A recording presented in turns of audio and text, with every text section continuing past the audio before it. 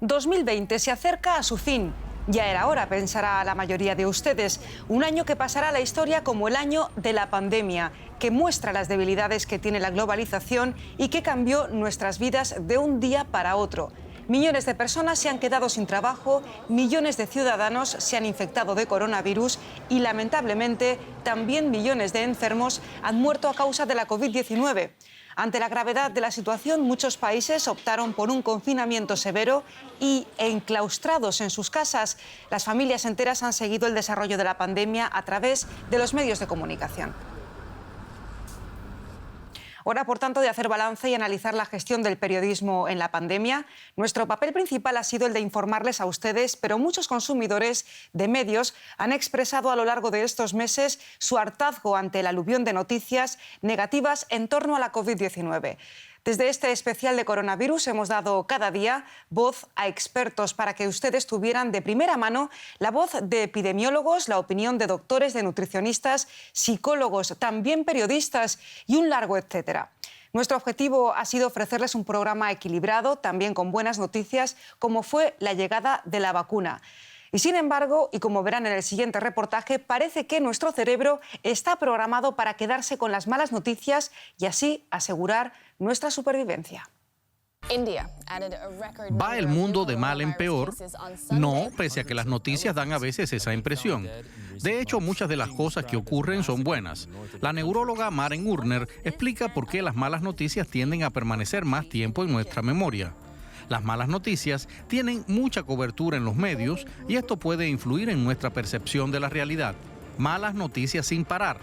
¿De verdad está el mundo tan mal? La pandemia del coronavirus supone una crisis mundial excepcional, eso es innegable. Pero también ha habido muchas cosas positivas. La mortalidad infantil nunca había sido tan baja y el número de víctimas en catástrofes naturales ha descendido en promedio. Pese a ello, tenemos la impresión de que todo empeora, incluida yo, pese a que yo, como periodista, no solo consumo noticias, sino que también las elaboro. ¿Por qué somos más receptivos a las malas noticias? ¿Tiene algo que ver nuestro cerebro?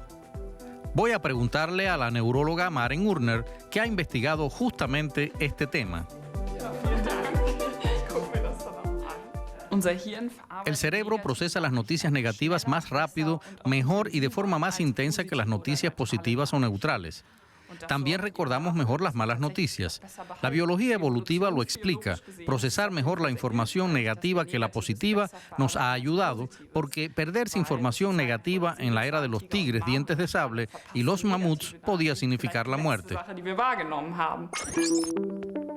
Estudios realizados en varias partes del mundo muestran que las personas reaccionan con más interés y mayor alarma cuando ven malas noticias, independientemente de su ubicación y su cultura.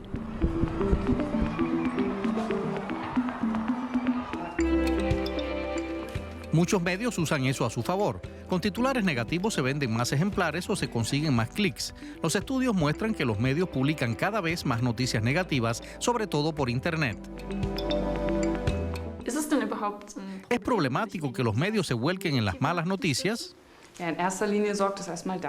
Ante todo, nos hace tener expectativas negativas. Vamos entonces por la vida con la idea de que el mundo es peor de lo que realmente es.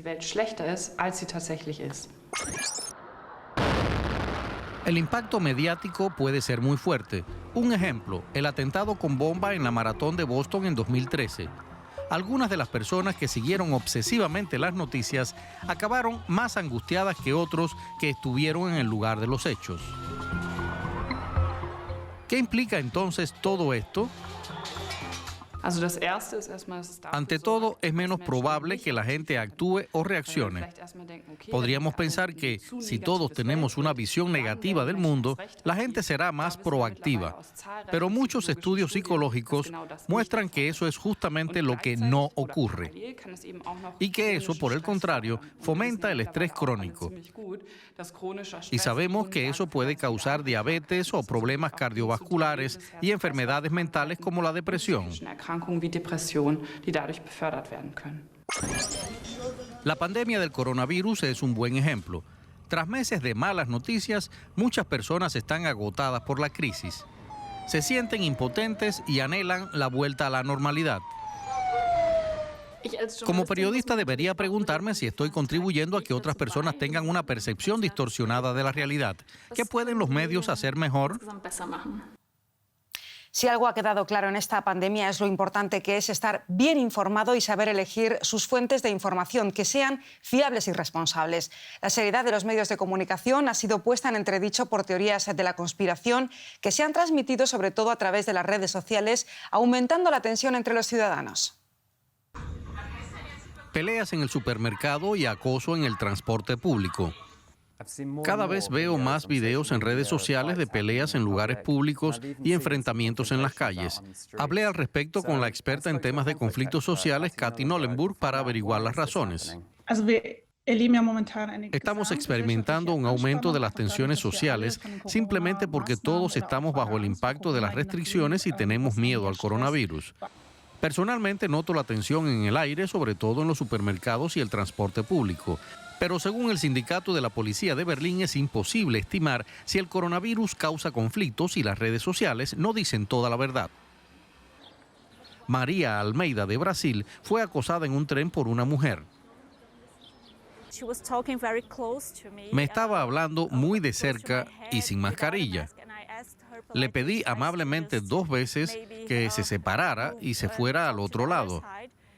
No lo hizo y se puso muy agresiva conmigo porque yo llevaba una mascarilla. Me levanté y me siguió. Me sentí muy incómoda y tuve miedo. Debatiendo este tema he notado que hay personas que comparten la opinión de que aumenta la tensión. Me pregunto si aquellos que ejercen profesiones de cara al público y están constantemente en contacto con clientes resultan más afectados por esta situación. Le preguntamos a la cajera Inke Zimmermann, que vive a diario esta nueva tensión en su trabajo. Hay personas que vienen aquí y dicen que no se pondrán una mascarilla. Entonces les decimos que si no se ponen una no podrán comprar y algunas se ponen muy agresivas. Y las personas que están en la caja, como yo, somos quienes más vivimos esta situación. El estrés causado por la pandemia está afectando al 50% de los alemanes, según un estudio, y este estrés desvela las grietas de nuestra sociedad. Siempre ha habido grupos sociales que han sido más vulnerables a sufrir acoso en los espacios públicos. Las mujeres siempre se han sentido más desprotegidas en el espacio público que los hombres, dicho en términos generales. O las personas negras tienen más riesgo de sufrir acoso en los espacios públicos que las personas blancas. La agresividad generada por la pandemia suele afectar a los más vulnerables. Solo espero que cambie cuando se empiecen a levantar las restricciones y que estos videos no sigan apareciendo en mis redes sociales. Conectamos en este punto del programa con nuestro corresponsal en América Latina, Johan Ramírez. Johan, tú has vivido la pandemia en 2 continentes, en el europeo y ahora en el americano. ¿Qué balance haces de los medios de comunicación? ¿Hay diferencias? Cristina, yo diría que la principal diferencia viene en el tratamiento de la información que hacen las fuentes oficiales. Y solamente para darte un ejemplo, acá en Colombia desde hace 7 meses el presidente Iván Duque mantiene un programa de televisión diario.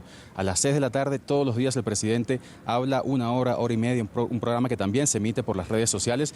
Y hay la percepción en muchos colombianos de que durante 7 meses, hablando todos los días, el presidente Duque ha dicho muy poco o casi nada en realidad en relación a cómo realmente controlar la pandemia, cómo hacer frente a toda la crisis que ha generado la propagación del coronavirus, dar respuestas a los ciudadanos, ofrecer tranquilidad. Esto contrasta bastante con lo que hemos visto en otros países como en Alemania, por ejemplo. Y esto lo decimos no porque seamos un medio alemán, lo digo yo con toda honestidad y toda objetividad. Las alocuciones de Angela Merkel han sido bastante escasas, pero cuando las hace son certeras, concisas, bien pertinentes, y tanto así que sus discursos se han vuelto incluso virales en todo el mundo porque ofrecen respuestas a los ciudadanos en todos los idiomas y en todos los países. ¿Qué ocurre con las redes sociales y las teorías de la conspiración en América Latina?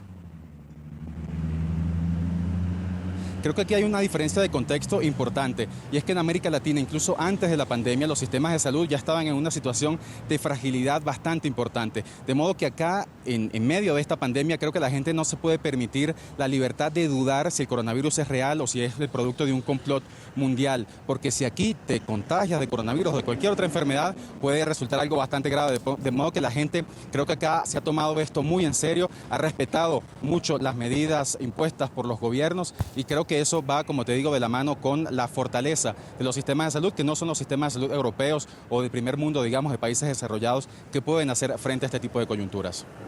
En América Latina hay países donde no existe directamente la libertad de prensa, como lo es Cuba, o donde los medios de comunicación han sido duramente golpeados en los últimos años, como es Venezuela. ¿Qué efecto tiene esto para los ciudadanos en una pandemia? ¿Qué efecto tiene en la salud de los ciudadanos?